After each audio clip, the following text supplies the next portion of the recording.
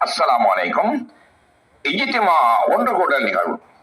அன்பான முஸ்லிம்களே, சத்தியத்தை தருகின்ற அன்புள்ளங்களே, முஸ்லிம்கள் கூட்டமைப்பாகவும் ஒரே தலைமையின் கீழ் முழு உலகிலும் செயல்படுவதே இஸ்லாத்தின் போதனையும் ஆணிவேருமாகும்.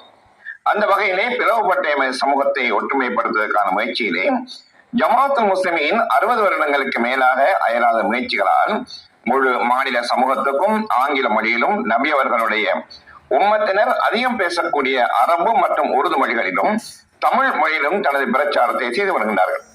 அதன் ஒரு அங்கமாக வருடாந்த இஜ்திமா இன்ஷா அல்லாஹ் வருகிற 14ஆம் தேதி சனிக்கிழமை காலை 9 மணியிலிருந்து இரவு 8 மணி வரைக்கும் ஜமாத்துல் முஸ்லிமீனின் இலங்கை கிளை தலைமையகத்தில், அதாவது புத்தளம் இஸ்மாயில்புரத்தில் இடம்பெற இருக்கிறது.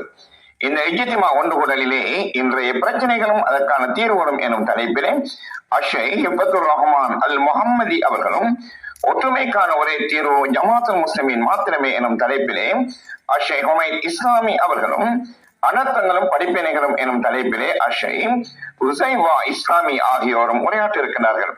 இன்னும் பல தலைப்புகளில் நிகழ்ச்சிகள் இடம்பெற இருக்கின்றன. உங்கள் அனைவரையும் இதில் கலந்து கொண்டு பயன்பெறுமாறு அன்போடு அழைப்பு விடுக்கிறார்கள் ஜமாத்துல் முஸ்லிமீன் அமைப்பினர்.